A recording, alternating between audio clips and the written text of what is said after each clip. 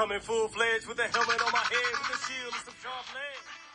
If you want to escape your life and hop into mine for 15 minutes, this is Tea Time with Trin. I'm your host, Trinity Tamara Jones. Please forgive me for any background noise you might hear. My balcony is open today. Money, money, money, money, money. Let's get into it. What inspired this episode about money? So I was reading the White House website.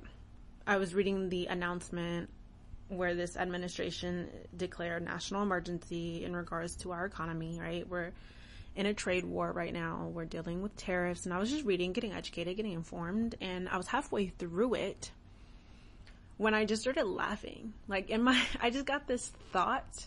We're really dealing with some craziness, some chaos over this made up thing. So I got to Googling because I had to figure it out. I needed some answers. I needed to know the whens, whats, whos, wheres, and whys of money. Like, I don't know why I never Googled this in my 25 years of living. Or let me be realistic. My 15 years, let's say, because, technology. Why I haven't Googled where money came from, who started, who decided, who just got an object and decided that it had value and we're going to use it now to get products, to get goods, to get services, whatever.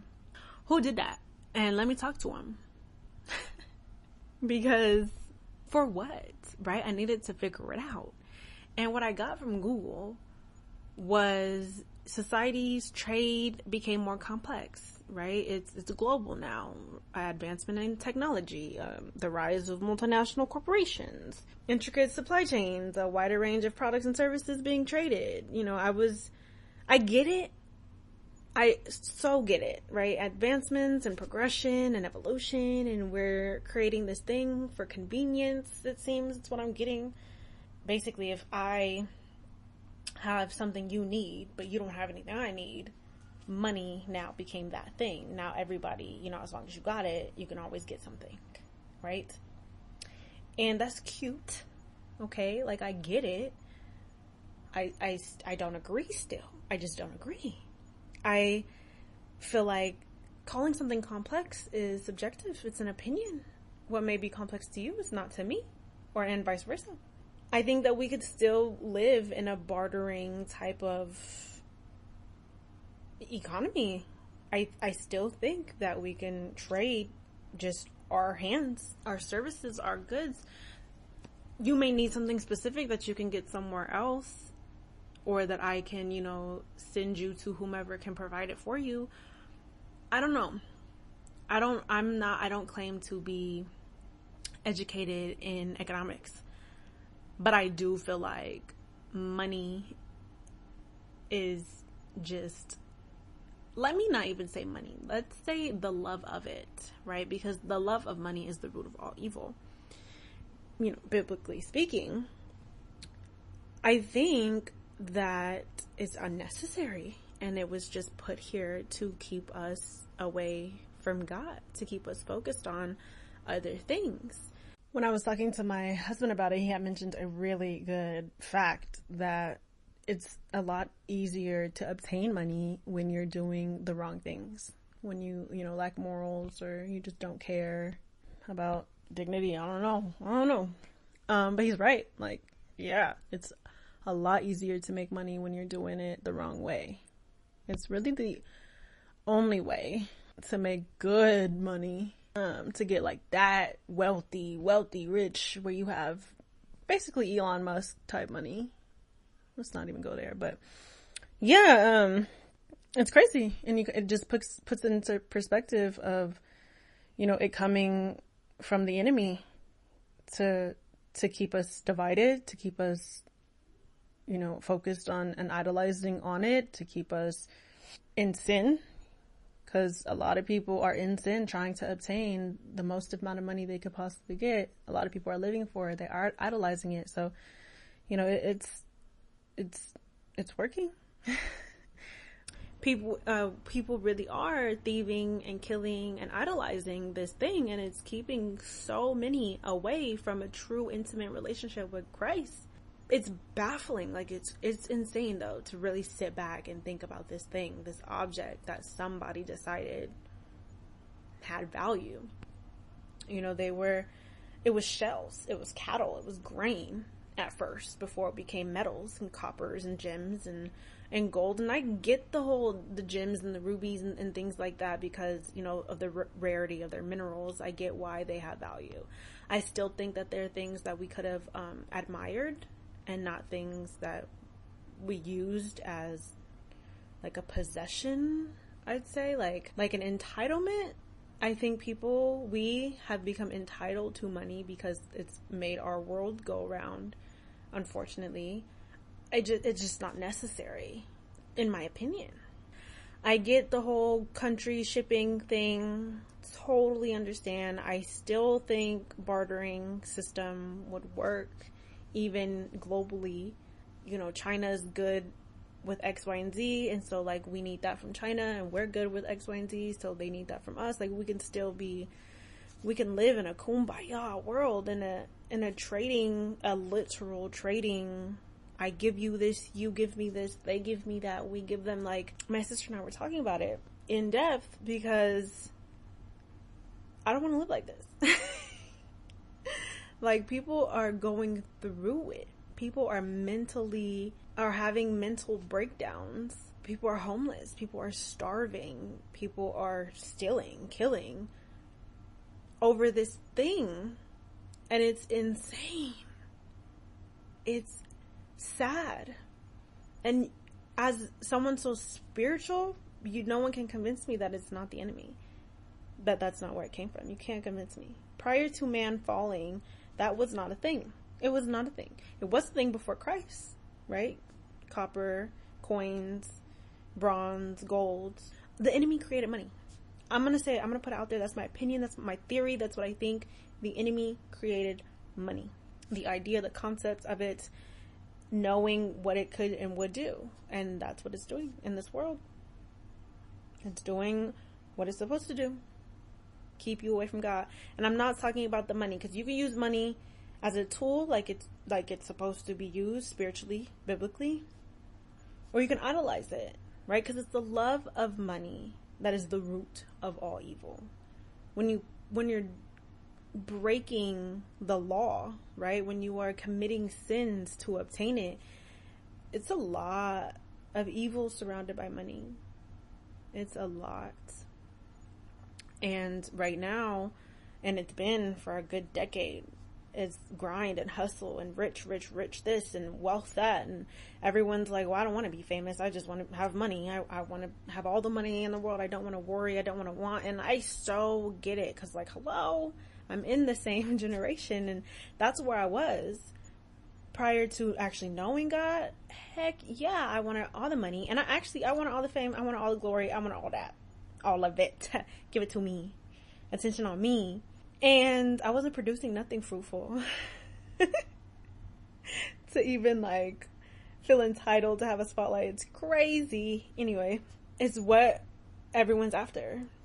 And they say, you know, I don't want fame, I just want money, like, as if that's better. And it's, neither one is good. Don't want neither one. I get wanting to be comfortable, and I know of a lot of people.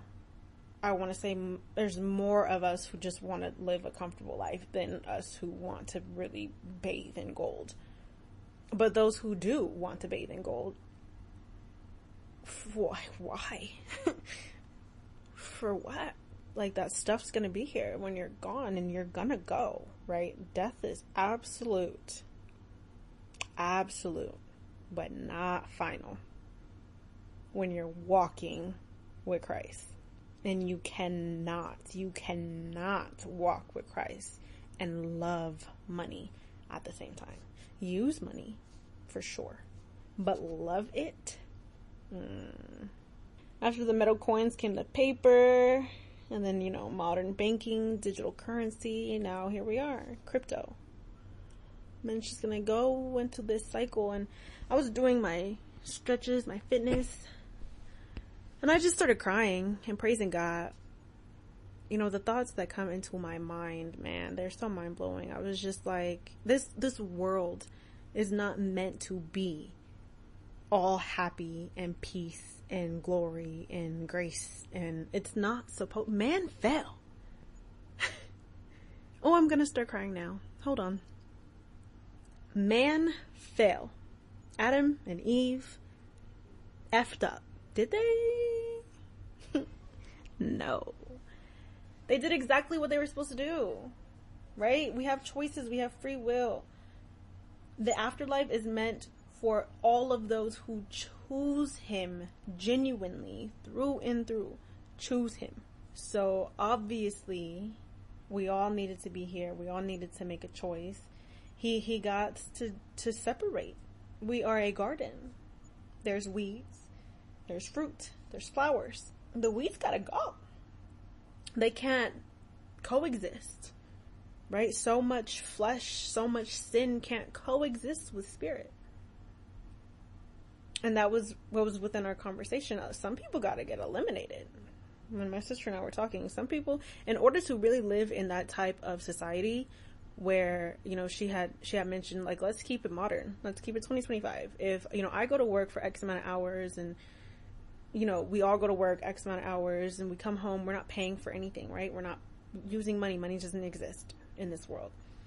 So, you know, we're housing, we have our house, we have food simply because we work, because we give a service. We would so thrive. We would so thrive in a society like that without those weeds. Because there's always going to be, in this world, because man fell, there's always going to be those people who need to steal and kill and idolize. And, you know, because the enemy runs this place. He got dominion. This is his playground. We are in it. This world is not meant to be peaceful. The walk with God is to bring you peace within this world. And that does not mean everything around you is peaches and cream. It means that even when you are within a storm, you are calm. You are cared for. You are kept. And you know and believe that and stand firm in that. That's what peace on this earth means. But this world that you're in, this earth that you were born on, is not meant to be a loving, gracious society, world, environment, etc., etc. Let's stop asking each other why there's all of these people who think horribly or who do horribly, whatever. Let them be. Let them just focus on what you got going on. Okay? And let people rock the way they... I'm done. I've thrown up my hands. I used to cry, seriously sob over the people who don't know Jesus Christ, or who don't know God, or who know God and don't walk with him. But I'm excited to live in that. I don't know what heaven is really like, obviously. No one here does. But I would think that it's true peace, true community and unity and love and grace, and I really do. And we just can't have that on this earth. It's impossible. But man falling was necessary for us to have that. I really hope that I'm right. And that we're right. Because I know it's a lot of us who have the same perspective and theory. And just, God is good. I didn't understand that to its fullness. Growing up, God is good, God is good. Not even growing up like little, I'm talking about like even 18, 19, 20. God is good didn't hit as hard as it does now. Oh my goodness. Like, he is good. I don't mean good. God is good. I mean, he is good. He is good. Like, in every way, shape, form, he is good. It's crazy. I can't even fathom. But if I could, he wouldn't be God. If anyone's struggling financially, there's so many. I know. There's so many checks to checks. I'm sorry for us all.